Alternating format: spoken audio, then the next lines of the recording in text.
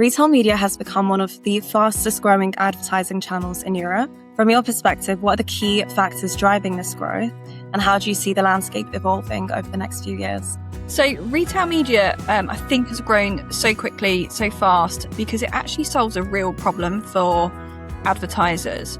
So, the ability to reach consumers near the point of sale with the first-party data, with the closed-loop measurement, is really powerful. So, being able to actually draw a direct connection between exposure to an ad and a sale or an action, an outcome, is something that actually we've really struggled to do in other digital media channels. So I think that's one of the key appeals. And then at the same time, the retailers have woken up to the fact that their data, their audiences, are actually genuinely valuable media assets.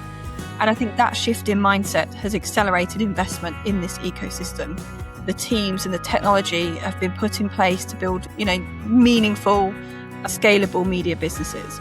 And I think looking ahead, what's really exciting is probably one of the things we're looking at quite a lot is the in-store piece. There's been huge growth, on-site, off-site retail media.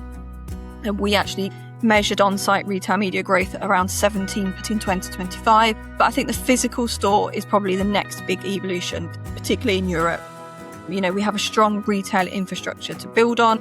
And I think the networks, the retail media networks that invest now in understanding that environment and building a kind of monetizable, scalable media business will be well positioned in the future. Yeah, perfect. And you mentioned standardized measurement as well. And I know measurement is something that kind of remains top of mind for a lot of organizations. I guess, how would you say IAB Europe is helping the industry develop greater transparency and consistency, improving retail media performance?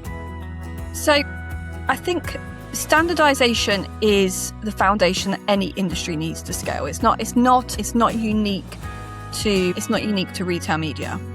So our approach has been to build standards that are independently verifiable. So, it's not enough really just to say, here's a list of standards or here's a framework of metrics.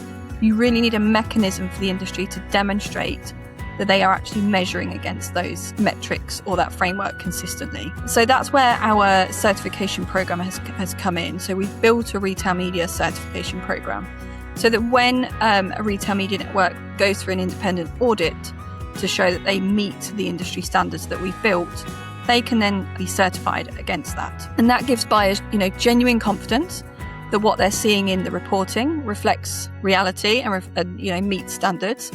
And I think that's really a meaningful step forward for trust and transparency across the retail media ecosystem. We've seen it in other media channels, the need for trust and transparency. So we've got lots of learnings that we can transfer across. Yeah, perfect. And you mentioned as well sort of the expansion into in-store media as well, which is super exciting. I guess, retail media networks are increasingly expanding into sort of beyond retailer-owned channels, into off-site and omni-channel environments as well. I guess, how do you see this trend shaping the next phase of retail media growth? So I think we're probably going to see the market stratify quite a lot. So on the one end, you're going to have sophisticated retail media networks that are, as I said, building kind of scalable media businesses. So they're investing heavily in things like technology, in data infrastructure, in their own talent, their own teams, to genuinely be able to operate an omni-channel offer. So operate across on-site, off-site, and the in-store environment. Those businesses, as I said, they're thinking like media owners, not just retailers with an ad product as a kind of add-on. And then I think on the other end, you're going to have the networks that remain, primarily with their on-site offer, and that's absolutely fine. Also, there's real value there, but obviously, their ad business, and there will be a ceiling to that. I think the other thing is the off-site and the programmatic opportunity is, I would say, fairly significant. It extends the reach of the retail data into environments where consumers are spending a lot of their time. I spend time consuming content on streaming platforms, on my television in my living room. That's meaningful time I'm spending. I don't spend meaningful amounts of time on a retailer or a grocery website. Yeah. But those retailers have genuinely valuable information and insight into who I am and what I do and what I shop for. And so if you can merge those two things together, you get a real, opens up a real world of opportunity. Well, I think the challenge and, kind of where standards really come in is ensuring that as retail media expands into those channels, the measurement and transparency keep pace. You don't want to risk eroding the trust that retailers have with their customers and that makes that retail media offer so compelling in the first place. So it's about doing it in the right way, the right protocols in place. Yeah, perfect. And shall we talk AI as well? Why not? Where do you see the greatest opportunities for AI then within retail media, and sort of what impact could it have on the advertisers, on the retailers, and on the consumers too? I mean, AI has, as you've alluded to in your question, the potential to touch almost every part of the retail media value chain. I think there's a couple of areas I'd highlight where I think it will be most significant. So I think for the retailer or for the retailers, it can dramatically probably improve the relevance and efficiency of ad targeting. So, using the purchase history, the browsing behavior, the contextual signals to serve the right message at the right moment. That's really powerful. It's good for advertisers. Done well, it's actually a better experience for consumers too. We've done research at IAB Europe that shows that consumers don't dislike advertising. They dislike irrelevant advertising. So if you can make advertising more relevant, a better experience, it's an all-round win-win. And then I think on measurement and optimization, AI will, it's going to help make sense of the huge volumes of data that we have. Retail media, as I said, has lots of rich insights into consumers. AI can help make sense of that, identify what's actually driving incrementality, not just, correlation. And again, that's another big step forward for our industry. And then I think on the in-store area, I guess one thing I would say we watch, quite closely, things like AI-powered computer vision and audience analytics could genuinely unlock measurement in a physical retail environment in a way that's probably not really been possible before. That's, I don't think that's anywhere near at scale just now, but it's something that's happening and lots of innovation at the moment. Mm-hmm.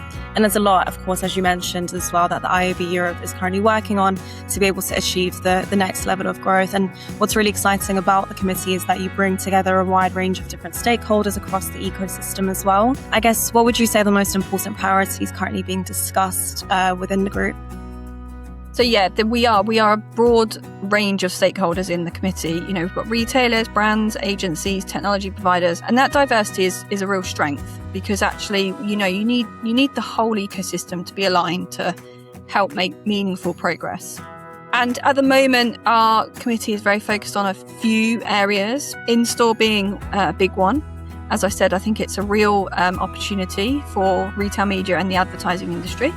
So there's a lot of work to do there on measurement and harmonising how things in the store are measured and understood and reported on. So we're spending quite a lot of time trying to develop standards in that area. I think offsite and programmatic also high on our agenda as those retail media networks start to expand beyond their own channels, their owned and operated channels. So really helping to educate how that works, what it means, what a good practice looks like. And then again, as I mentioned before, there's a real focus for us on making sure existing standards actually stick and get adopted.